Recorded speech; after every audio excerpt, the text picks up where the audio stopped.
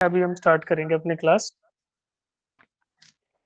कल हम डिस्कस कर रहे थे जनरल रूल्स जो हम क्लास में फॉलो करने वाले हैं, तो इसके बारे में अभी हम डिस्कस नहीं करेंगे। मोस्टली यही रखेंगे कि यार, हाँ, मोस्टली यही रखेंगे कि हम लोग जैसे जैसे जाए तो सिंसियरिटी से आप लोग पढ़ने पे ध्यान दो और हम लोग पढ़ाने पे। तो अगर बीच में कुछ डिस्टर्बेंसेस आए या फिर हमें लगा कि यार क्लास का फ्लो डिस्टर्ब हो रहा है, तो हम साथ साथ उस चीज को डिस्कस कर लेंगे, कोई दिक्कत नहीं है। हाँ, ओके, हाँ, ठीक है। ये बेटा आपको ये जो है ना, ग्रुप्स आपको व्हाट्सएप ग्रुप्स में आता रहेगा। तो एक बार जनरल टाइम टेबल तो सेम ही रहेगा क्लासेस का, बट टाइमिंग थोड़ी बहुत अगर चेंज होती है तो व्हाट्सएप ग्रुप्स में आपको इन्फॉर्म कर दिया जाएगा। कोई दिक्कत नहीं है उसका। ठीक है। हाँ, कल आपकी फिजिक्स की नहीं लगी थी। ओके, अच्छा, ये आप बता रहे हो मुझे। हाँ, B2 है ना आपका? ठीक है। तो इंट्रोडक्शन पार्ट है इससे पहले वाला, तो मोस्टली आपका कवर हो गया होगा उन चीजों में। मैं आपको एक बार फिर से इंट्रो दे देता हूँ, फिजिक्स में हो ना? ठीक है। ठीक है, तो आप लोग बता नहीं रहे बेटा। ये तो अच्छा किया, कुछ लोगों ने बता दिया कि हमारी फिजिक्स की नहीं लगी थी। Great great, I was thinking कि आप बैच 1 है, बैच 2 है बेटा आपका। ग्रेट। ठीक है, तो हम लोग स्टार्ट करेंगे इंट्रोडक्शन पार्ट से ही। और कल एक्चुअली इंटरनेट का इशू हो गया था, इसलिए मैं आपसे बोल रहा था, तो वो इश्यूज अब नहीं होंगे। ठीक है। Okay, 50 students are already here. Great. ठीक है, तो मैं पहले अपना इंट्रोडक्शन दे दूंगा। ये वेलकम वाला पार्ट तो हो गया होगा आपका कि आप 1800 स्टूडेंट्स के अंदर आप सेलेक्ट हुए हो, तो each one of you are like great. तो आपने एक फर्स्ट स्टेप तो आपने क्रॉस कर ही लिया है कि यार सिलेक्शन हो गया है। अब हम लोग पढ़ेंगे, कोचिंग करेंगे और आगे बढ़ जाएंगे लाइफ में, कुछ अच्छा मिलेगा हमें। अच्छे एक फ्यूचर के लिए हम लोग काम करने वाले हैं अगले 1 से 1.5 साल तक। तो मैं पहले अपना इंट्रो दे देता हूँ आप लोगों को, फिर आपसे पूछूंगा बार बार। मैं सबको नाम ले लेके पूछ सकता हूँ मैं, कोई इशू नहीं है। आप तो अटेंटिव रहिएगा क्लास में। ठीक है। मेरा नाम नवीन कुमार है। यहाँ पे मैं नाम नहीं लिखा शायद कहीं, मैं लिख देता हूँ।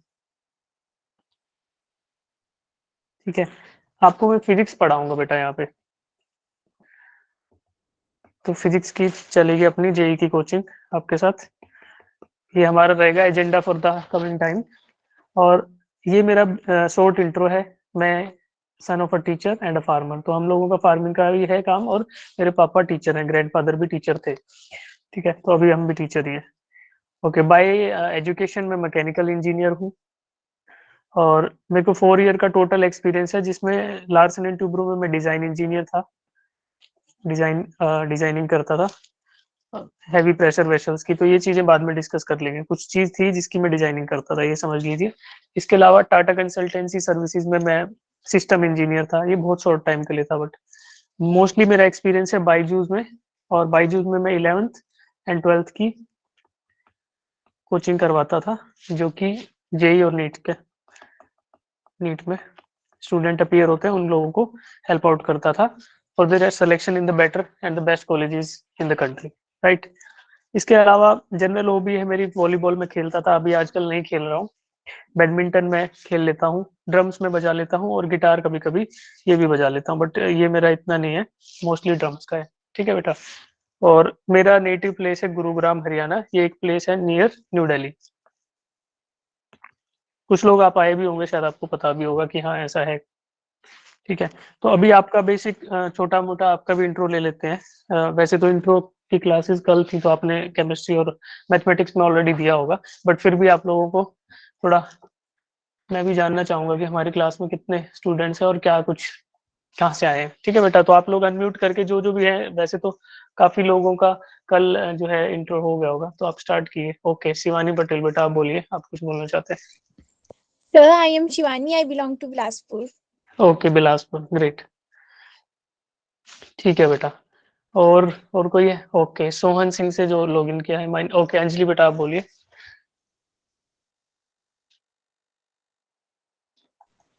Sir, I am Radhika from Sirmor. Okay, Radhika, Radhika from Sirmaur. Okay, बोलते जाइए बेटा। I लेकिन am मैं नाम बोल। Anjali from Pune. अंजलि, ठीक है बेटा। गरिमा, गरिमा सिंह, आप बताइए बेटा। So my name is Kanchan Sir, from my name Bilaspur. is okay, मैं so my आपका। name is Kanika. हाँ, हाँ, कनिका I'm बेटा, from ये Unna. उन्नाव, ओके। ऊना, ऊना। अच्छा, एक चीज मैं अभी ये भी एक जनरल रूल में हम डिसाइड कर लेते हैं कि जो लोग हैंड रेज करेंगे ना, उनका मैं जो नाम बोलूं तो ही हम लोग इसको करेंगे ना, क्लास में भी ऐसे ही रखेंगे, डाउट्स आएंगे तो भी, और कभी क्वेश्चन पूछा जाएगा तो भी, ठीक है। तो शिवानी, शिवानी आप बताइए। Shivani from Sir, Mandi, okay. बोलिए बेटा, बोलिए। ओके। Sir, I पा- am Payal. I belong to हाँ, Bilaspur. ओके बेटा, आपका आवाज थोड़ा ब्रेक कर रहा है, बट कोई नहीं। अ, पायल ना गया। पूजा, आप बोलिए बेटा। Bilaspur. So my name is Pooja from Unna. Unnao, great बेटा, ग्रेट। और निशा देवी।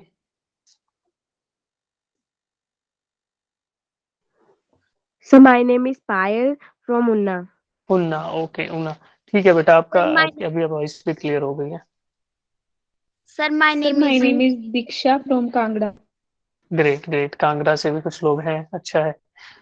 Okay. Ritika, Ritika. So my name is Ritika. I belong to Kangra. Okay, Kangra से हैं आप भी बेटा, My great. name is Sani from Kangra. ठीक है बेटा, ओके। शगुन धीमान से ज्वाइन किया, शगुन।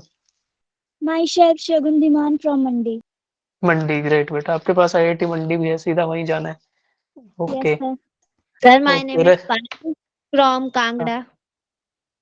ओके बेटा, हैंड रेज करते रहो ताकि वॉइसेस है ना एक दूसरे से मैच ना हो। हमें हमें हम लोगों को ये भी चीजें सेट करनी होगी ताकि सबको क्लियरली सुने। अगर एक साथ सब बोलेंगे तो गड़बड़ रहेगा ना सबके लिए।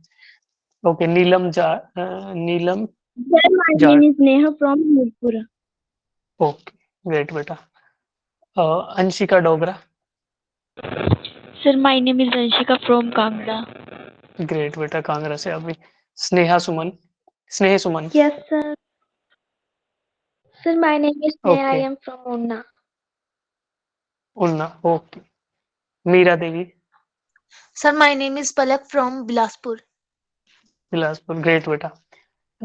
रजनीश मिन्हास।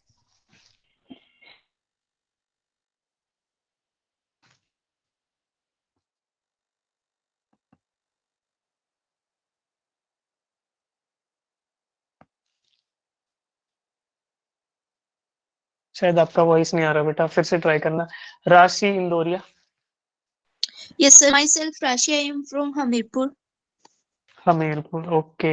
एनआईटी हमीरपुर, ठीक है बेटा। ओके। पायल, ओके, पायल, पायल। एक चीज मेरे को अच्छी लगी आपकी क्लास की, आप लोग सब पार्टिसिपेट कर रहे हैं, बहुत अच्छी बात है Sir, बेटा, my ये name is हमको हमको Payal and I लर्निंग में am हेल्प from करेगा। Kangra. कांगड़ा से, ठीक है बेटा, very good. Okay. Kittu Diman. Yes, sir. My name is Kittu Dhiman from Kangra. Kangra से बहुत लोग हैं, कांगड़ा से, सही है। बिंदु कतनौरिया। My name is Bindu from Kangra. सब लोग कांगड़ा से हैं, आसपास से भी है क्या? सब लोग एक ही स्कूल से हैं क्या, अलग अलग है आपके स्कूल्स बेटा? सर अलग अलग ही है। Sir, अच्छा, alag alag hai. ओके। रिमझिम, Sir, myself Rimjim from Kangra. ये भी कांगड़ा से, ग्रेट। कांगड़ा वाले बहुत लोग हैं, सही है। कांगड़ा शायद डिस्ट्रिक्ट भी काफी बड़ा है मुझे लगता है। Yes, sir. बिंदु खतनौरिया, हाँ बेटा, आपसे पूछा था बट सही, सब लोग बोल रहे हैं, ग्रेट, ग्रेट, बहुत अच्छी बात है। Samiksha Jain. Sir, my name is Samiksha from Bilaspur. Great बेटा। Kishori Lal Tandon. Sir, my name is Ishita from Chamba. Okay, Chamba से भी है, चंबा में गया हूँ एक बार। चंबा देवी गया था। निशा देवी। Sir, my name is Nisha from Bilaspur. Bilaspur, okay, ठीक है, बहुत सारे लोग हैं।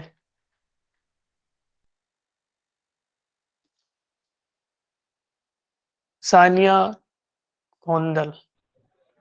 Sir, my name is Sanya and I belong to Kangra. Great बेटा। Surjeet Kaur. Sir, my name is Kanchan from Bilaspur. Great बेटा। Tanvi Bhatia. Sir, my name is Tanvi Bhatia from Kangra. सही है, ये भी कांगड़ा से। Suryansh Rajput. Sir, my name is Suryansh from Kangra. ठीक है भाई, Suryansh. Piyush Rao. I am Mahak from Kangra. Great बेटा। Ayush Pathania. Sir, my name is Ayush Pathania from Kangra. बहुत लोग हैं कांगड़ा से। Gurdeep Kaur. Sir, my name is Gurdeep Kaur from Unnao. उन्ना, ठीक है बेटा। आपकी मैथमेटिक्स और केमिस्ट्री क्लास एक बार हो चुकी है ना बेटा? Yes, Yes, sir. Yes, sir. तुम Yes, sir. ठीक है, ठीक है। मैथमेटिक्स किन्ने लिया था? Sir, Pooja ma'am ने। पूजा मैम ने, ओके। और केमिस्ट्री? सुप्रिया मैम ने।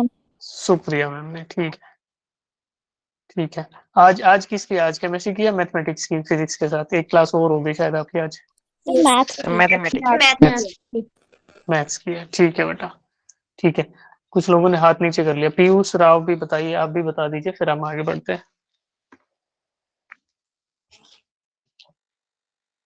वैभव Thakur. Sir, my name is Vaibhav Thakur. I am from Kangra. सही है भाई, कांगड़ा वाले बहुत लोग हैं। सही है, सही है, ठीक है, कोई इशू नहीं है, बहुत सही है, ठीक है। चलो अब आगे बढ़ते हैं। मेरा इंट्रोडक्शन तो आप लोगों ने जान लिया कि मैं ये, ठीक है। हाँ, एक चीज बता रहा था। हाँ, आईआईटी गुवाहाटी से मैंने मैकेनिकल इंजीनियरिंग की, ये बता रहा था।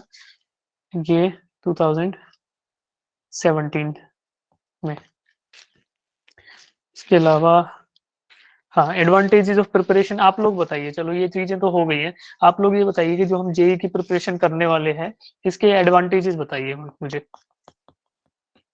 इन्हीं मैं 2 या 3 स्टूडेंट से जानूंगा, जो लोग फर्स्ट पहले हाथ रेज कर लेंगे उनसे पूछ लेंगे कि जेई की एडवांटेजेस क्या हैं, जेई की जो प्रिपरेशन हम करेंगे उसके एडवांटेजेस।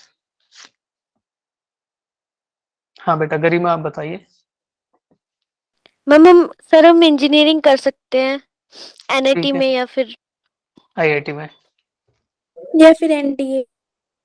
एनडीए। हाँ, एनडीए, एनडीए की प्रिपरेशन थोड़ी अलग होती है, बट हाँ ठीक है, प्रिपरेशन तो प्रिपरेशन है, बट हाँ एक चीज हम जोड़ सकते हैं, ठीक है। शालिनी आप बताइए बेटा। सर हमें अच्छे कॉलेजेस में एडमिशन मिलेगी। अच्छे कॉलेजेस में एडमिशन मिलेगा, यानी कि हमारे पास टॉप टीयर के जो कॉलेजेस हैं उनमें एडमिशन मिलने का चांसेस हमारा बढ़ जाता है प्रिपरेशन से, ठीक है। इसके अलावा और किसने हाथ ऊपर किया था, नीचे कर लिया? कोई और बताएगा?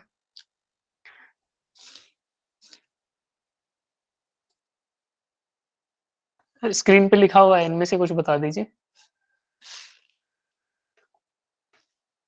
चलो मैं पकड़ता हूँ अब किसको मैं नाम लूंगा। ये अच्छी बात है, आप लोग बहुत लोगों ने पार्टिसिपेट किया, तो मुझे अच्छा लग रहा है कि बहुत लोग हैं जो पार्टिसिपेट करना चाहते हैं क्लास में।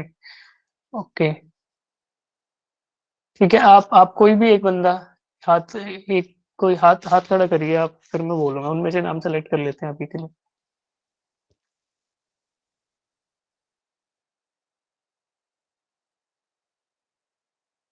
कोई नहीं पार्टिसिपेट करना चाहता, ठीक है, मैं बोलता हूँ।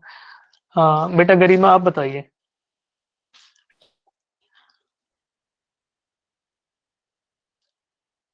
हाँ, निशा देवी ने किया। आप बताइए आप। सर नॉलेज बढ़ेगी और सर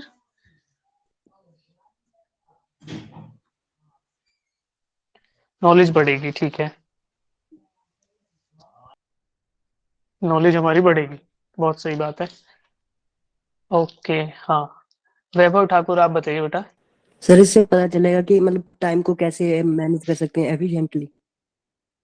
ग्रेट, ये बहुत सही चीज है जो आपको ना ड्यूरेशन में, ये बहुत अच्छी बात बताई आपने, time management. Actually time management ही हम लोगों को सीखेंगे। जिस भी स्टूडेंट ने टाइम अच्छे से मैनेज कर लिया, समझो उसका आधा काम तो हो गया। ये बहुत अच्छी बात बताई आपने कि टाइम मैनेजमेंट हमें पता चलेगा कि ये कैसे करना है, ठीक है। और कोई है? ये बहुत अच्छा पॉइंट था जो यहाँ मैंने लिख भी नहीं रखा। ग्रेट बेटा, थैंक यू। ठीक है, अभी मैं बताता हूँ आप लोगों को ये पॉइंट मेरे को समझा दो कोई, ये क्या लिखा हुआ है? Broadens the horizon of thinking level.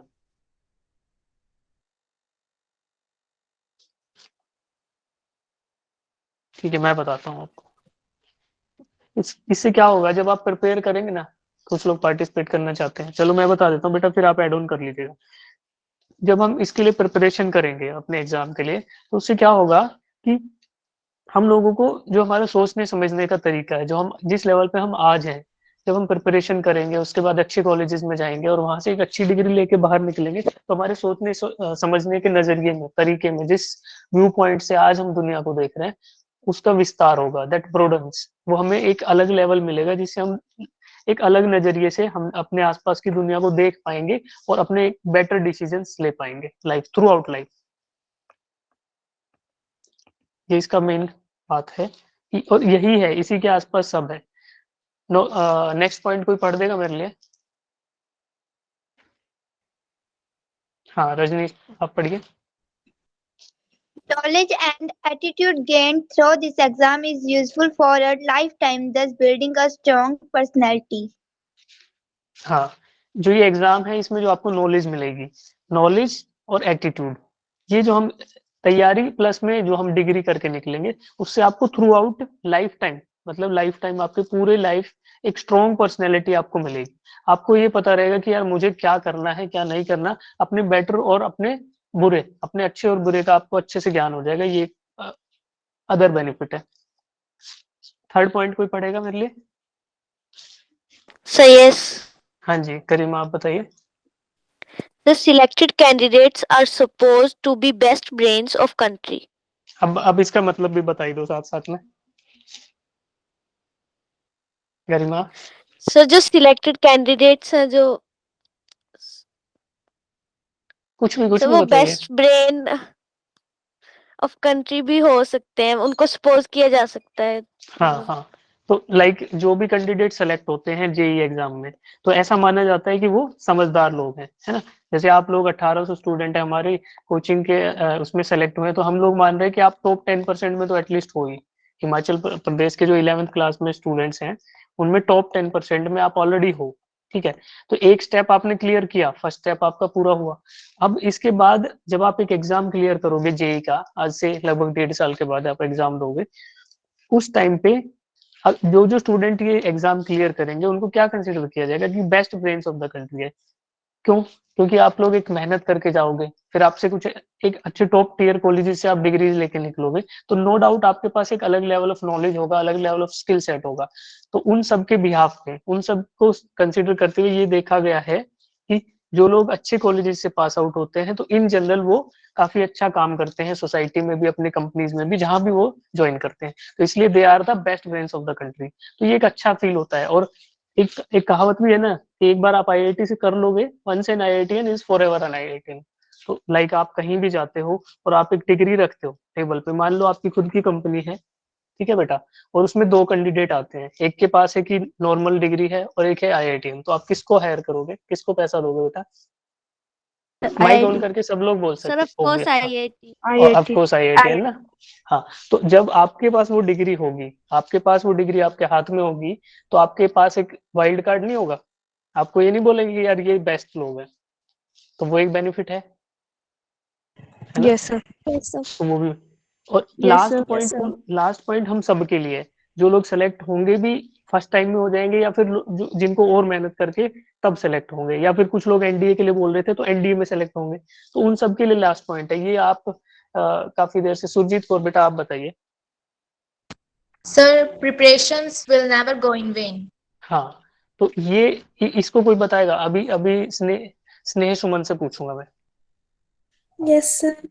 हाँ बताइए मतलब बेटा। जो हमने प्रिपरेशन की है, मतलब हमारी वेस्ट नहीं जाएगी। जो हमने प्रिपरेशन की है वो कुछ ना कुछ हमारे काम तो आएगी ही। बिल्कुल बिल्कुल, ग्रेट। कि जब आप हार्ड वर्क करना सीख जाओगे ना, एक हार्ड वर्क करना अगर सीख गए और टाइम मैनेजमेंट सीख गए, तो वो आपको थ्रू आउट एक स्किल सेट आपके उसमें ऐड हो गया आपकी पर्सनैलिटी में, जो कभी वेस्ट नहीं जाएगा।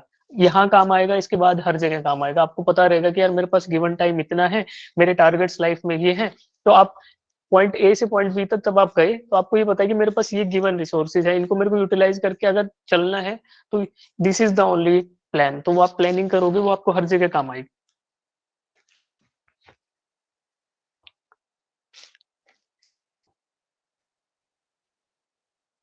ठीक है, और इसके आगे okay there is some problem. हाँ, हम लोग आगे बढ़ जाते हैं बेटा। ओके,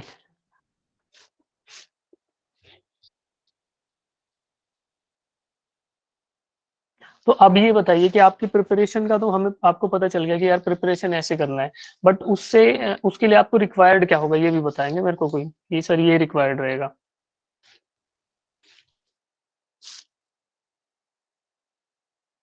अनम्यूट करके बोल सकते हैं आप, बोलिए।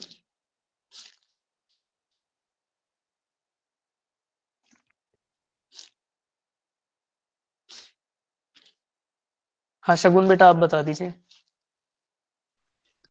सर हमें सिलेबस का पता होना चाहिए कि कौन कौन से सिलेबस उसमें आएगा, सब पता होना चाहिए, कौन कौन से क्वेश्चंस आएंगे, किस टाइप में आएंगे, कितने मार्क्स में आएंगे। तो आपकी बात से ये पता चला कि एक तो हमें सिलेबस पता होना चाहिए क्या चाहिए, एक हमें एग्जाम का फॉर्मेट पता होना चाहिए कि सर ये एग्जाम का फॉर्मेट रहेगा, ये क्वेश्चन इस टाइप के पूछे गए हैं, और एक प्रीवियस ईयर का भी पता रहना चाहिए कि हमारे पास प्रीवियस पहले क्या कराया गया था, है ना। Yes sir. ठीक है, ओके। और इसके अलावा और कोई बताएगा मेरे को? हैंड रेज किसने किया? हाँ निशा देवी आप बताइए बेटा। सर इससे हमें ये पता चल गया कि केमिस्ट्री के कितने क्वेश्चन आ सकते हैं और मैथ्स के और फिजिक्स के। हाँ वो तो बेटा फॉर्मेट फिक्स रहता है कि इतने क्वेश्चन ही आएंगे, वो तो एग्जाम का फॉर्मेट है, वो लगभग फिक्स रहेगा। और वो हम आपको बता भी देंगे, जैसे जैसे हम क्लासेस कराएंगे आगे तो धीरे धीरे सब चीजें बता दी जाएंगी आपको। ठीक है, और किसी ने हैंड रेज कर रखा है? हाँ ठीक है, आप नीचे बोल लीजिए आप। ओके,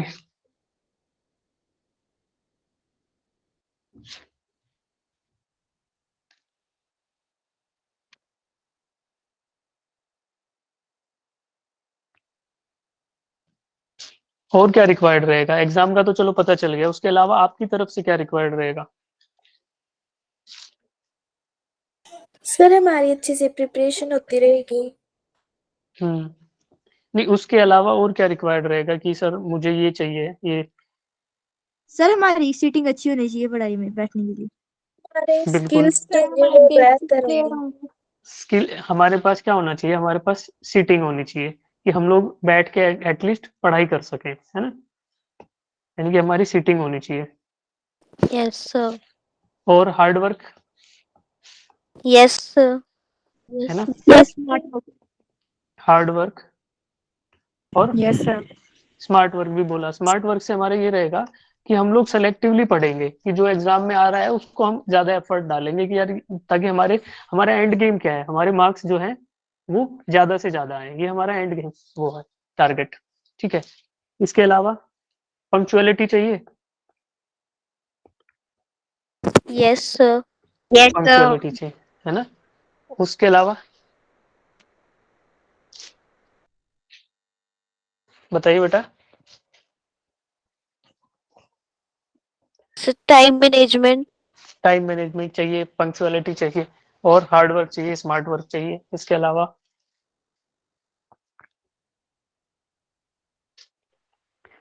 हमें पेशेंस चाहिए, बिल्कुल पेशेंस चाहिए। अब पेशेंस से हमें पता चलेगा कि यार जैसे आज हमने काम किया कुछ, तो ये नहीं कि आज करके और निकल गए, नहीं, आज भी करना है, कल भी करना है, फिर करते रहना है, तब तक करना है तब तक हमारा सिलेक्शन ना हो जाए, है ना। तो जो यस हम सर। जिस मन से हम आज क्लास में बैठे हैं कि यार हमें कुछ सीखने को मिलेगा, उसी मन से हम लगे रहेंगे continue until we are selected into the exam. एक अच्छा कॉलेज हमें नहीं मिल जाए तब तक हम लगे रहेंगे, तो ये हमारा टारगेट होना चाहिए। ठीक है बेटा, अब ये तो हो गए हमारे टारगेट्स। इसके बाद हमें डिसिप्लिन चाहिए ना। डिसिप्लिन और पेशेंस सेम ही चीज आ गई, पंक्चुअलिटी पेशेंस इनके बीच में कहीं ना कहीं एक चीज आती है जिसको हम बोलेंगे कि डिसिप्लिन। डिसिप्लिन का मतलब है कि हम लोग लगे रहें, क्लास में आए, एकदम फुल डेडिकेशन से अपना एफर्ट डालें, तो वो सब डिसिप्लिन का पार्ट आ जाएगा।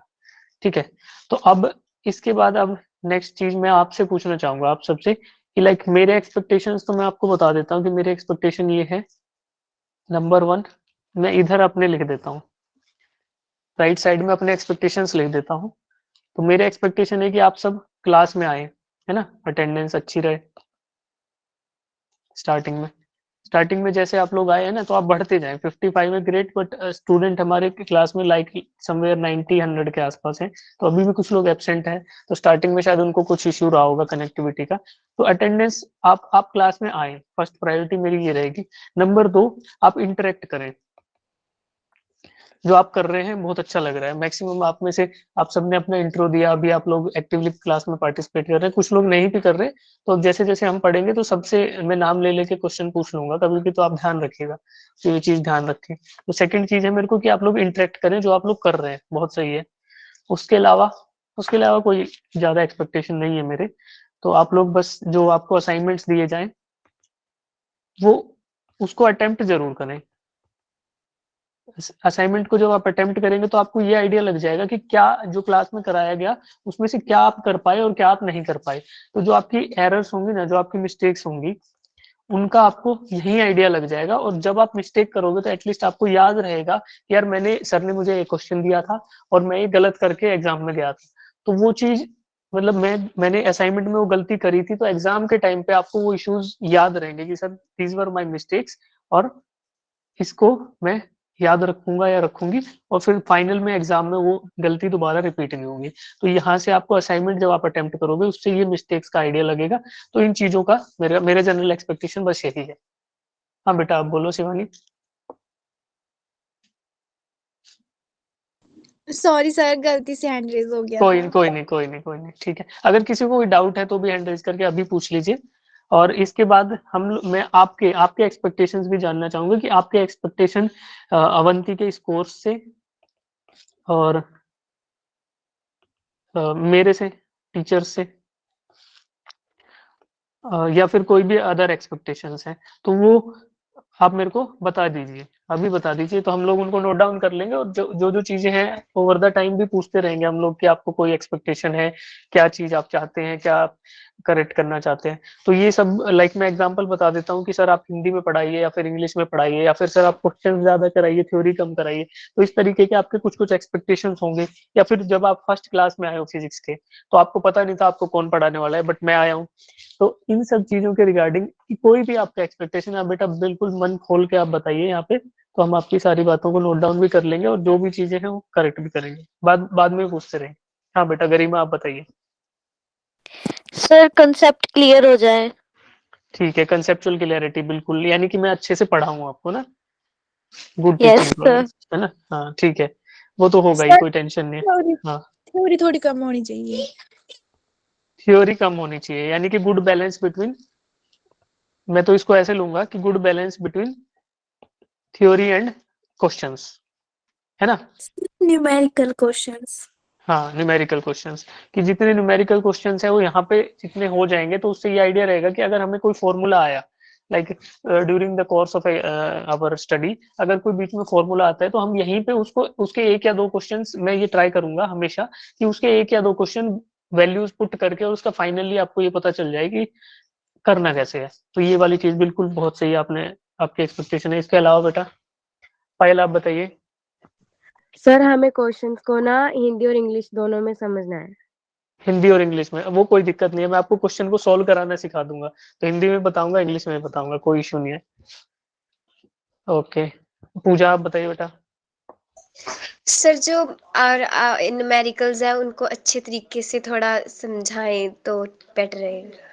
हाँ लाइक मतलब मेन चीज यही आ रही है ना कि जो आप लोगों का ये रहता है कि यार पढ़ लिया बट उसके क्वेश्चन नहीं लग रहे, ये इशू आ रहा होगा, मुझे ऐसा लग रहा है सबको, है ना। तो उसको लेके हम करेंगे, बिल्कुल करेंगे, कोई टेंशन ना लो आप, बिल्कुल एग्जैक्टली यहाँ पे सोल्व करा देंगे। फिर उसी को आप रिपीट करना, उसी के सिमिलर कुछ क्वेश्चंस आपको होमवर्क में असाइनमेंट में दे दिए जाएंगे, तो आपको डेफिनेटली कॉन्फिडेंस बिल्डअप हो जाएगा, तब आप ये सब क्वेश्चन अटेम्प्ट करोगे। ओके हाँ, एक इशू और भी है कि कुछ-कुछ स्टूडेंट्स को लगता है कि सर आप बहुत फास्ट-फास्ट बोलते हो, लाइक आपको थोड़ा धीरे ऐसे बोलना चाहिए, तो बट आप फास्ट बोलते हो। अगर आप लोगों को भी उस तरीके का कोई इशू है तो वो भी आप पॉइंट आउट कर देना बेटा। हाँ, शगुन आप बताइए? सर फॉर्मूले तो लर्न हो जाते हैं लेकिन पता नहीं चलता किस न्यूमेरिकल में कौन सा फॉर्मूला लगाएं।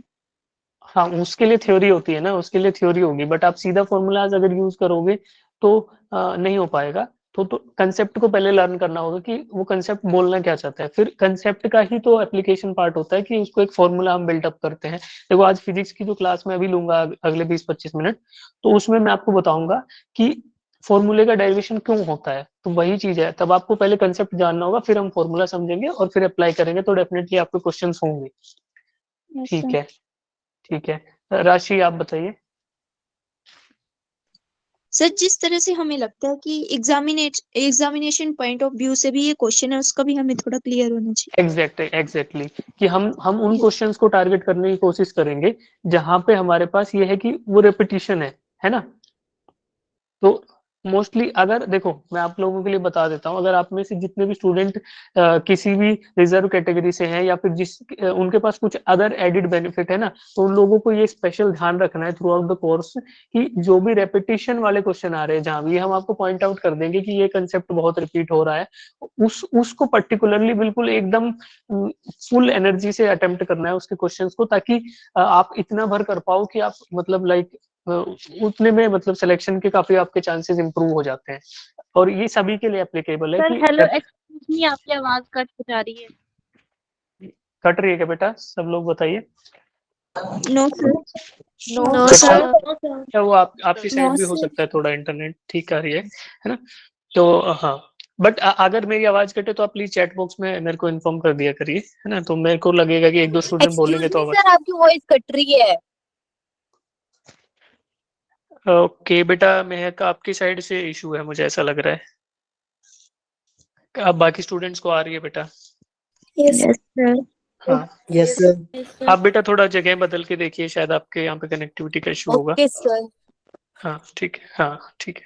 हाँ, तो आप लोग मेरे को चैट बॉक्स में इन्फॉर्म कर दिया करिए जब भी ये मेरी वॉइस ब्रेक करे, तो मैं एक दो स्टूडेंट के मैसेजेस आएंगे तो मुझे आइडिया लग जाएगा कि हाँ भाई अभी कुछ गड़बड़ है। ठीक है, ओके। हाँ, तो रेपिटेशन वाले जो क्वेश्चन है जितने भी, उनको मैं स्पेसिफिकली हाईलाइट कर दूंगा, तो आपको ये आइडिया रहेगा कि यार ये फॉर्मूलेज तो मोस्ट इंपॉर्टेंट है और ये क्वेश्चंस मोस्ट इंपॉर्टेंट है। ठीक है, और एक्सपेक्टेशंस बताइए आप?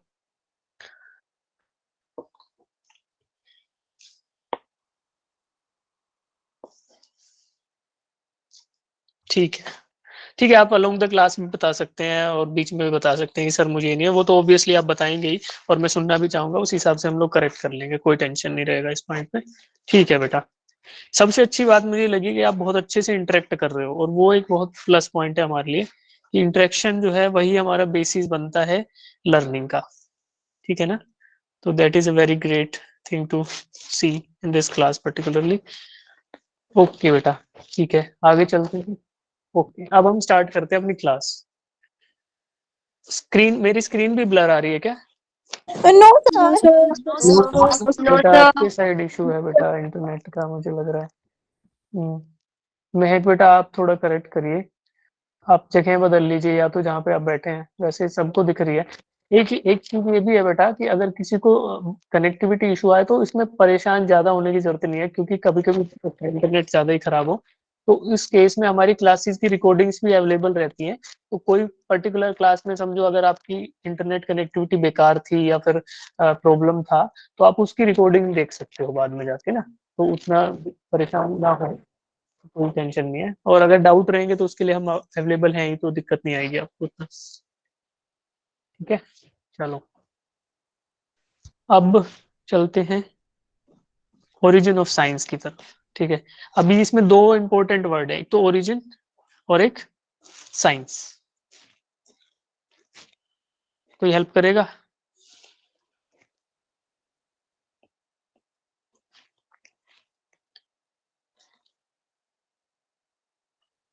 हेल्प करेगा बेटा कोई इस वर्ड की मीनिंग में, ओरिजिन और साइंस? आपको क्या लगता है ओरिजिन किसको बोलते हैं? ओके, सर जो एक विशेष बिंदु होता है उसको। हाँ, विशेष बिंदु। व्हाइट कलर यूज करूं क्या मैं? यस सर ठीक है। Yes, sir, white. भी इसमें व्हाइट आ नहीं रहा, मेरे को डालना पड़ेगा बेटा, इसमें कुछ करना पड़ेगा। अभी के लिए मैं येलो यूज कर लेता हूँ, नेक्स्ट क्लास में मैं ट्राई ओके करूंगा, अगर सर। सबको अच्छा लगेगा तो मैं व्हाइट यूज कर लूंगा, कोई इशू नहीं। यस सर ओके ठीक है ना? ठीक है, तो अभी एक बार रेड ट्राई कर लेते हैं, अगर वो ठीक लगे तो आप बता देना। ओरिजिन मतलब कि स्टार्टिंग पॉइंट ना? ठीक है, ये बहुत सही बताया। और साइंस?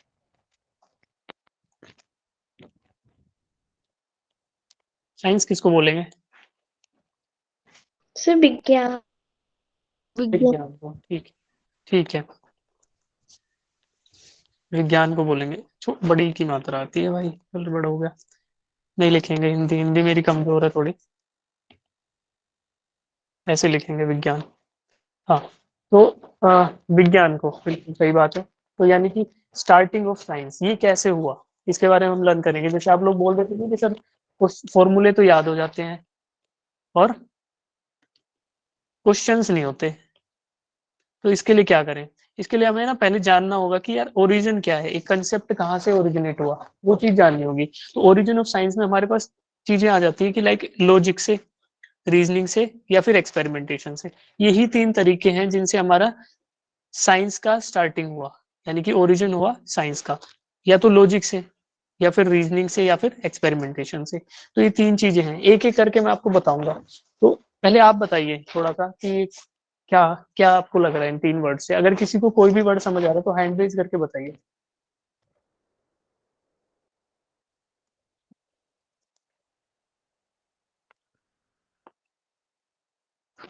बताइए वैभव, वैभव बताइए बेटा। सर लॉजिक का मतलब जैसे कि मतलब आपकी way of thinking. Way of thinking, okay. Okay, आप बताइए बेटा, एक हाथ और खड़ा किया था किसी ने।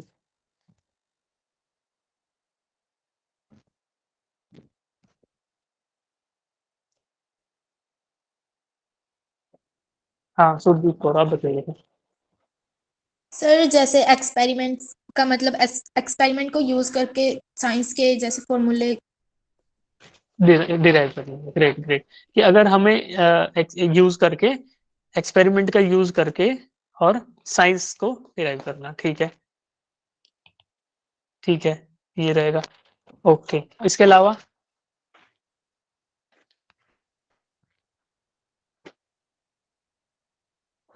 वैभव ठाकुर, आप बताइए बेटा। सर मतलब रीजनिंग का मतलब कि किसी बात के बारे में सोचना भी और उसका फैसला भी करना। ग्रेट ग्रेट, बहुत सही। कि इसके बारे में हमें सोचना, थिंकिंग, और उसके बाद फैसला करना ना, डिसीजन मेकिंग। तो ये दोनों चीजें मिलके हमारी, ये बहुत सही, आप वर्ड बहुत अच्छे से इंटरेक्ट कर रहे हो, बहुत सही चीज है। कि लॉजिक का मतलब ही वे ऑफ थिंकिंग है, ठीक है। ये थिंकिंग, डिसीजन, तो मोटा मोटी सारी चीजें उसी के आसपास जाती। ये सब हम चीजें यूज करके, लाइक लॉजिक, रीजनिंग और एक्सपेरिमेंटेशन, इनमें से किसी एक चीज का या फिर कॉम्बिनेशन ऑफ मल्टीपल थिंग्स का यूज करके हमारा साइंस की उत्पत्ति होती है, यानी कि ओरिजिन ऑफ साइंस हमारा होता है, ठीक है। तो लॉजिक का मतलब तो हुआ कि सही या गलत हम डिसाइड कर पाए, या फिर हम ये देख पाए कि यार कोई चीज हो रही है तो वो क्यों हो रही है, ठीक है। ये हमारी इनहेरेंट प्रॉपर्टी होती है, हमारी सबको पता होता है कि ये ह्यूमन नेचर ही हो गया एक तरीके से, कि भगवान ने हमें इस तरीके का बनाया है कि हम लोग सोच पाते हैं, तर्क वितर्क कर पाते हैं, और उसी को हम लॉजिक बोलते हैं, ठीक है। दूसरा रीजनिंग हो गया, हमने लॉजिक से कोई चीज देखी, कुछ देखा, फिर हमने सोचा कि यार ये ऐसा हुआ तो, जैसा एल्बर्ट ये न्यूटन ने देखा कि यार एक एप्पल था और वो एप्पल नीचे, पेड़ से एप्पल नीचे गिर गया, तो उसने ये डिसाइड किया कि यार ये एप्पल तो था, लेकिन ये नीचे क्यों गिरा। उसने देखा कि गिरा, फिर उसने लॉजिक लगाया, कुछ सोचा, तो उसके बाद उसने किसकी डिस्कवरी कर दी? ग्रेविटेशन। ग्रेट, ग्रेविटेशन की कर दी, ठीक है। ऐसे ही किसी ने लाइट देखी, तो लाइट देख के उसने उसके ज्योमेट्रिकल ऑप्टिक्स का डिस्कवरी कर दी। एल्बर्ट आइंस्टीन ने देखा कि यार एनर्जी जो है वो कन्वर्ट हो रही है, मास, और मास कन्वर्ट हो रहा है एनर्जी में, तो उसने ये इक्वेशन डिराइव कर दी। अब उसने एक्सपेरिमेंट भी किया, कुछ ऑब्जर्व भी किया, फिर लॉजिक लगाया, और फाइनली ये फॉर्मुलेशन कर दिया इस इक्वेशन का, E = mc² का।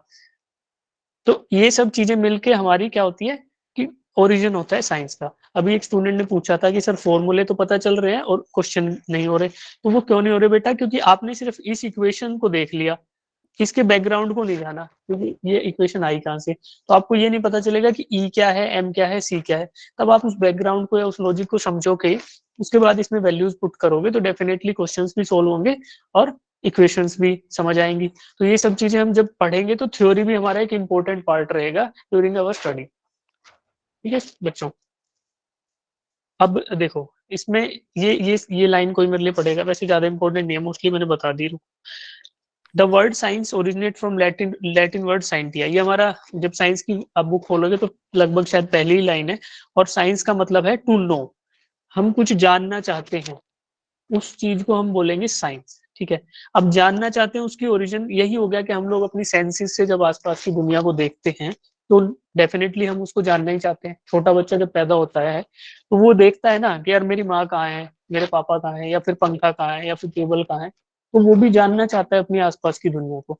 तो जो द नॉलेज और द क्वेस्ट टू नो, हमारे अंदर जो जानने की इच्छा है वो बचपन से होती है, छोटे बच्चे से होती है, बड़े होते हैं तब भी होती है। तो उसी टू नो का जो फैक्टर है ना हमारे अंदर, उसी का मतलब है साइंस, है ना। इट इज ओरिजिनेट फ्रॉम, ये लैटिन वर्ड है साइंटिया, और उसका मतलब है टू नो। यानी साइंस का मतलब है कि यार हमारा बेसिक लॉजिक जो हमने पढ़ा, बेसिक रीजनिंग और एक्सपेरिमेंटेशन करने की हमारी इच्छा, उन सबको मिला के बन गया साइंस। ठीक है, तो अब इसका यूज कहाँ हो सकता है? जैसे हम लोग लाइट में बैठे हैं, ऑब्वियसली हम लोग कंप्यूटर यूज कर रहे हैं, फोन यूज कर रहे हैं, उस सब के लिए इलेक्ट्रिसिटी यूज हो रही है ना, इलेक्ट्रिसिटी। या फिर हम केमिकल रिएक्शंस में, केमिकल रिएक्शन है, या फिर बायोलॉजिकल साइंसेज में। ठीक है, इन सब अलग, ये कुछ ब्रॉडर डोमेन्स हैं साइंस के जिनमें हम इन चीज को यूज करते हैं। ठीक, ओके। अब साइंटिफिक मेथड करके क्या चीज होगी, जो हम लोगों ने डिसाइड यहाँ पे पीछे पढ़ा था, E=mc²। ठीक है, ये क्या है? ये एक एंड रिजल्ट है। एंड रिजल्ट है किस चीज का? जो हमने लॉजिक किया, फिर उसके बाद रीजनिंग की, उसके बाद फाइनली क्या किया? एक्सपेरिमेंटेशन किया, और लास्ट में किया क्या? Formulation, mathematical modelling. इसको मैथमेटिकल मॉडलिंग बोल देंगे। ये हमारी बीच में मैथमेटिकल मॉडलिंग आई और उसके एंड रिजल्ट मिला एक इक्वेशन।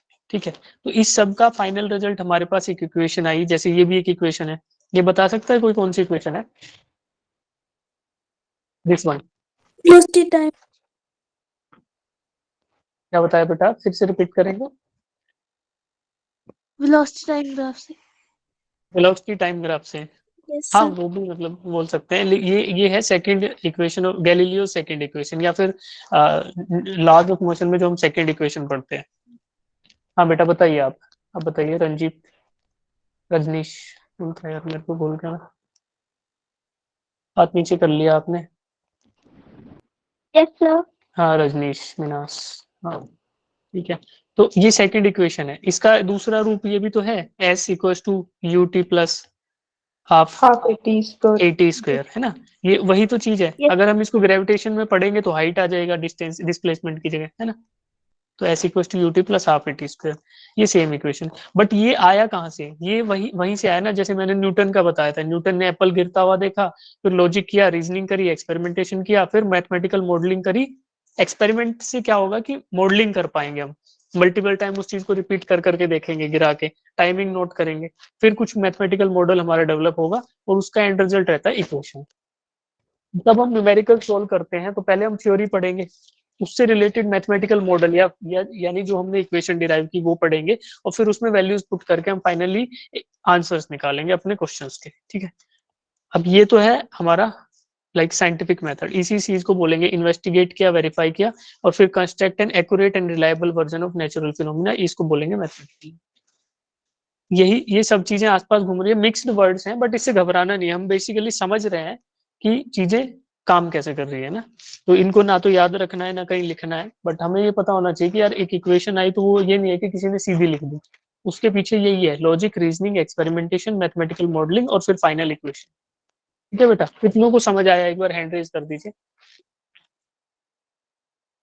ठीक है, बहुत लोगों को आया। Great great great, it's great to see. हाँ, अगर नहीं भी समझ आया तो आप लोग लाइक मेरे से पूछ सकते हैं अभी अभी तक, अगर कुछ अजीब लगा हो या फिर कुछ ऐसी चीजों की समझ नहीं आया हो। ठीक है बेटा, वेरी गुड वेरी गुड। ठीक है, अब हाथ नीचे भी कर लो जिनमें ये समझने की वजह से। ठीक है, ग्रेट। अब किसी को कोई डाउट है वो हाथ ऊपर करे।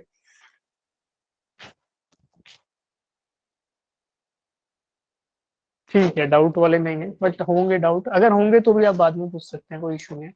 वैसे ये कहीं एग्जाम में नहीं आ रहा, बट हमें पता होना चाहिए कि हम फिजिक्स अगर पढ़ रहे हैं तो उसका क्या रीजन है। ठीक है ना। अब व्हाट इज फिजिक्स, फिजिक्स का हमें आ गया ना कि टू नो, सेम चीज है, टू नो। ठीक है, अब देखो यहाँ पे फिजिकल फिजिकल फिजिकल, ये लाइन कोई पढ़ेगा मेरे लिए? निशा देवी आप पढ़ दीजिए। Yes sir. So, physics is the study of the physical world and the physical laws of nature. ठीक है, तो फिजिकल वर्ल्ड क्या हुआ और लॉज ऑफ नेचर क्या हुआ, ये कोई बताएगा? आप बताइए बेटा, आप शालिनी।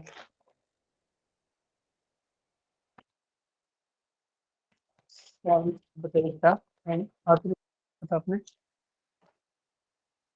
हमारा आप बता दीजिए। सर फिजिकल मीन्स जो सब हम फील करते हैं, जिसे हम देख सकते हैं। बिल्कुल हाँ, यानी कि जो हमारे पास सराउंडिंग में है ना, जो हमारे आसपास है, यस सर। वो फिजिकल हो गया। ओके, और जिसको हम फील कर सकते हैं with the help of our senses. हमारे पास 5 सेंसेस है ना, कोई भी सेंस किसी को फील कर पाएगी तो वो फिजिकल वर्ल्ड हो गया। ओके, और फिजिकल लॉज ऑफ नेचर, वो लॉ नेचर के जो इस फिजिकल वर्ल्ड को गवर्न करते हैं। ठीक है, इनकी स्टडी को हम क्या बोलेंगे? फिजिक्स बोलेंगे। और प्रोसेस वही रहेगा, लॉजिक, रीजनिंग, और तीसरा बताएगा कोई? ऐसे माइक ऑन करके बोल दो। So, experimentation. Great great great. और इसके बाद क्या होगा? एक चीज और थी, वो मैथमेटिकल मॉडलिंग। मैथमेटिकल मॉडलिंग, है ना? सही बेटा, सही, ग्रेट। अब इसमें देखो हमने कई चीजें पढ़ी, ग्रेविटेशन पढ़ा है, फोर्सेस इन नेचर, ड्रैग, अगर कोई एयरप्लेन उड़ता है तो उसके पीछे एक ड्रैग लगता है ना, एफडी, ये बताएंगे जब फ्लूइड मैकेनिक्स पढ़ेंगे। ठीक है, न्यूक्लियर फिजन, तो ये कुछ एग्जांपल्स हैं जो हम यहाँ देख रहे हैं। ये एग्जांपल हमारे फिजिकल फिनोमिना के, फिजिकल वर्ल्ड के, फिजिकल प्रोसेसेस के, ये मान लो। अब स्कोप ऑफ फिजिक्स, फिजिक्स कहाँ कहाँ पर एप्लीकेबल है, कहाँ पे एप्लीकेबल है बताए? माइक ऑन करो और बोलो।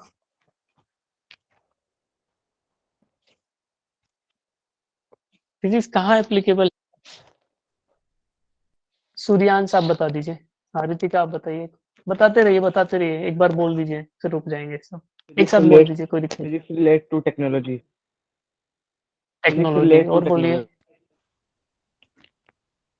टेक्नोलॉजी और thermodynamics, nuclear physics and electronics. ठीक है, ये हो गए, ये इसी में आ गए ना, मतलब कि साइंस से रिलेटेड है, साइंस से रिलेटेड होगा ना, ये हम बताएंगे आपको। ग्रेट। और वेव्स एंड ऑसिलेशंस। ठीक है, चैप्टर्स के नाम बता रहे हैं। लाइक देखो, physical world, physics is, scope of physics कहाँ है? फिजिकल वर्ल्ड में है ना? यानी कि फिजिकल वर्ल्ड का अगर कोई भी चीज पार्ट है इसका, तो वो उसका स्कोप फिजिक्स है ना, यानी कि फिजिक्स वहां अप्लाई हो सकती है जो भी चीज फिजिकल वर्ल्ड में है, यानी हमारे आसपास कोई भी चीज है उस पर हम फिजिक्स को अप्लाई कर सकते हैं। क्या मैं सही हूँ?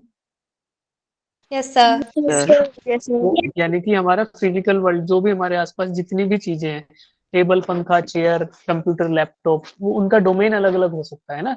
गैस स्टोव हो गया, चूल्हा हो गया, हमारा लकड़ी जलाना हो गया, खेत में हम काम कर रहे तो ट्रैक्टर हो गया, है ना? या फिर टैप वाटर हो गया, टंकी से पानी नीचे आता है तो वो फ्लूइड मैकेनिक्स का पार्ट हो गया। लकड़ी जल रही है तो थर्मोडायनेमिक्स का पार्ट हो गया, कंप्यूटर चल रहा है तो मॉडर्न फिजिक्स का पार्ट हो गया, है ना? Yes, हम sir. Breathe in breathe out कर रहे हैं तो वो भी थर्मोडायनेमिक्स, फ्लूइड मैकेनिक्स का पार्ट हो गया। हमारा हार्ट बीट कर रहा है, वो फ्लूइड मैकेनिक्स का पार्ट हो गया। तो यानी कि बहुत सारी चीजें हमारी बॉडी में जितने भी प्रोसेसेस हो रहे हैं, they all are under the scope of physics. उसका डोमेन अलग अलग हो सकता है। जैसे आपने बहुत सारे चैप्टर्स के नाम बताए थे, वेव्स एंड ऑसिलेशन बताया था, किसी ने मॉडर्न टेक्नोलॉजी बताया था, किसी ने थर्मोडायनेमिक्स बताया था। वो हमारे अलग अलग चैप्टर होंगे, हमारे way of studying the physical world होगा, है ना। तो जहां भी फिजिकल वर्ल्ड है वहां पे स्कोप ऑफ फिजिक्स लाई करता है। तो स्कोप ऑफ फिजिक्स छोटा हुआ या बहुत वाइड हुआ? सो बहुत बहुत वाइड हुआ ना।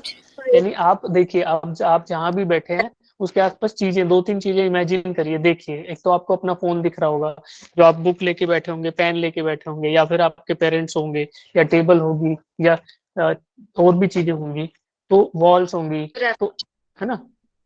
तो उन सब पे आप लगा सकते हो ना। तो फिजिक्स का स्कोप इतना वाइड है कि आप कहीं भी फिजिक्स लगा सकते हो, क्योंकि फिजिकल वर्ल्ड ही वो है जिसको हम देख सकते हैं, सुन सकते हैं, समझ सकते हैं, सूंघ सकते हैं, और फील कर सकते हैं। तो पांचों सेंसेस से जिसको हम देख पाए, सुन पाए, समझ पाए, फील कर पाए, वो सारा हुआ फिजिकल वर्ल्ड। इसके बाहर हम ना देख सकते, ना सुन सकते, ना महसूस कर सकते। तो जो भी हमें दिख रहा है, महसूस हो रहा है, सुन रहा है, या फिर सूंघ पा रहे हैं, उस सब पे हम स्कोप ऑफ फिजिक्स यानी फिजिक्स को लगा सकते हैं। तो इट इज अल्ट्रा वाइड, है ना। काफी वाइड स्कोप है फिजिक्स का, यही हुआ। ठीक है बेटा, पूजा पूछिए।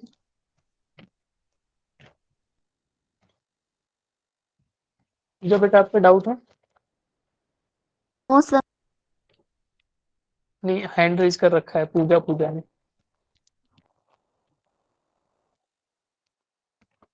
आपने नाम चेंज कर लीजिएगा मीटिंग में, है ना। सेटिंग में जाके नाम बदल लेंगे तो आपको पेरेंट्स के नाम से जिन्होंने ज्वाइन किया तो कंफ्यूजन नहीं होगा। ठीक है, नो सर, गलती से हो गया था। कोई दिक्कत नहीं बेटा। ठीक है, तो अब देखो, हमने पढ़ा कि scope of physics ultra wide है, हम आसपास जितनी भी चीजें उन पर फिजिक्स को लगा सकते हैं। ठीक है, अब हम इसको बेसिकली दो चीजों में डिवाइड करेंगे। ठीक है, एक होगा माइक्रोस्कोपिक और एक माइक्रोस्कोपिक। तो ये एक वाटर ड्रॉपलेट है, इसको वाटर ड्रॉपलेट के तौर पे इमेजिन कीजिए। अब ये ड्रॉपलेट है, ये और छोटे छोटे ड्रॉपलेट से बना होगा, है ना। पानी की बूंद है और छोटी छोटी बूंदों से बनी होगी। ठीक है, अगर एक बूंद को हम पकड़ें और देखें तो ये एक बूंद हो गई, है ना। ये एक बूंद भी और छोटी छोटी बूंदों से बनी होगी। ठीक है, बट अगर हम बूंद के बारे में बात कर रहे हैं, ड्रॉपलेट के बारे में, तो ये बात हो गई मैक्रोस्कोपिक, कि हम एक बड़े स्केल पे देख रहे हैं कि हाँ यार, एक वाटर जो हम आंखों से देख पाए, है ना, या फिर हम थोड़ा मैग्नीफाई करके देख पाए, तो वो हो गया हमारा मैक्रोस्कोपिक तरीका। और अगर हमने यहाँ पे माइक्रोस्कोप लगा दिया, या फिर कोई उसको बिल्कुल सूक्ष्म लेवल पे, यानी कि बिल्कुल बेसिक लेवल पे देखा जाके, तो क्या होगा हमारे पास? कोई हेल्प करेगा?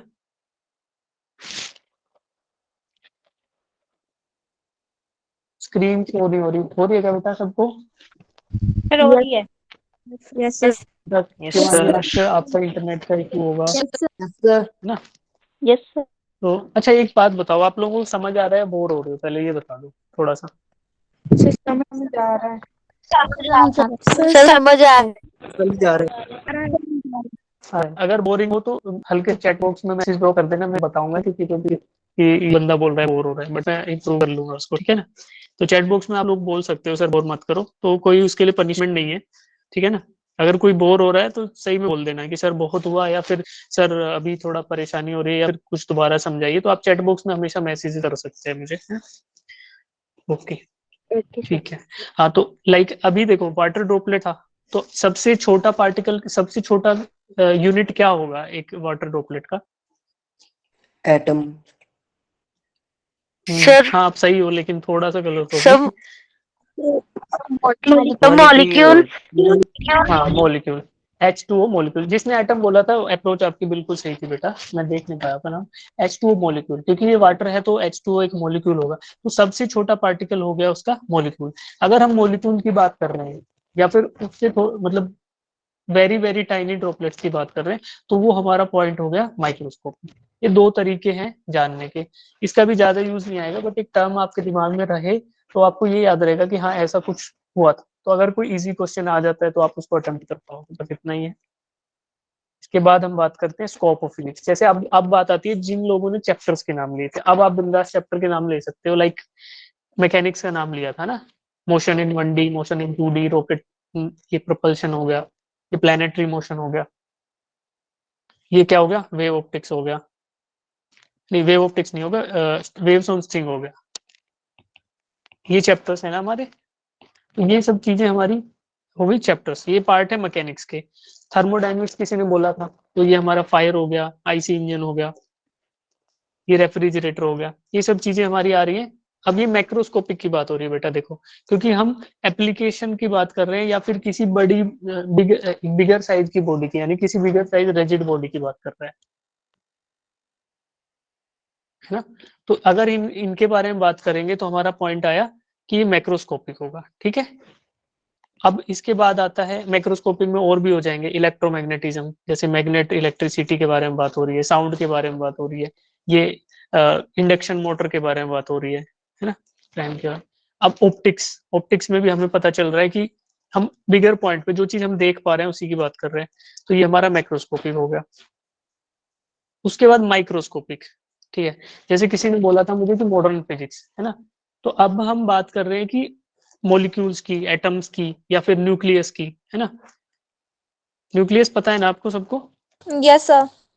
Yes sir. तो अगर हम उतने बेसिक लेवल पे या उतने स्मॉल लेवल पे जब जाके बात करेंगे तो हम बात करेंगे कि यार ये माइक्रोस्कोपिक लेवल पे बात हो रही है ना। तो स्कोप में एक तो हो गया मैक्रोस्कोपिक, जो हमने यहाँ देखा अलग अलग लेवल पे दोनों जगह, और दूसरा हुआ हमारा माइक्रोस्कोपिक फिजिक्स का, ठीक है। यहाँ पे हमारा ये क्वांटम फिजिक्स आ गया, जिससे हम कंप्यूटर, हमारा प्रोसेसर और ये मोबाइल फोन वगैरह ये सब काम करते हैं। तो इनका जो बेसिक प्रिंसिपल होता है वो क्वांटम फिजिक्स के अंडर आएगा, और ये हमारा माइक्रोस्कोपिक व्यू पॉइंट है। हम माइक्रोस्कोपिक लेवल की जो चीजें हैं उनको यूटिलाइज करके ही इन टेक्नोलॉजी को डेवलप कर पाए, समझे बेटा? Yes sir. अभी ये देखो, जो हमने पढ़ा था उसी का एक लास्ट स्लाइड है, ये बता देता हूँ, फिर हमारी क्लास खत्म होने वाली है ना। तो जो ये स्कोप है वो एंडलेस है, एंडलेस या फिर अल्ट्रा वाइड बोल देंगे ना। और स्केल क्या है? 10⁻⁻14 टू दिस, ये साइज है, ये ना, ये 10⁻⁻14 से लेकर 10⁻26, इतना छोटे साइज से लेकर इतने बड़े साइज तक स्कोप है। यानी हम बात कर रहे हैं न्यूक्लियस की भी, और हम बात कर रहे हैं प्लैनेट्स की भी, है ना। बड़े बड़े जो हमारे प्लैनेट्स हैं, गैलेक्सीज हैं, हमारा यूनिवर्स है, उसकी भी हम बात कर रहे हैं। 10⁻26 इतना मीटर की लेंथ है, या फिर 10⁻⁻14 लेवल पे हमारी लेंथ है। हम बिल्कुल मॉडर्न फिजिक्स की बात कर रहे हैं, ये हमारा साइज के पर्सपेक्टिव।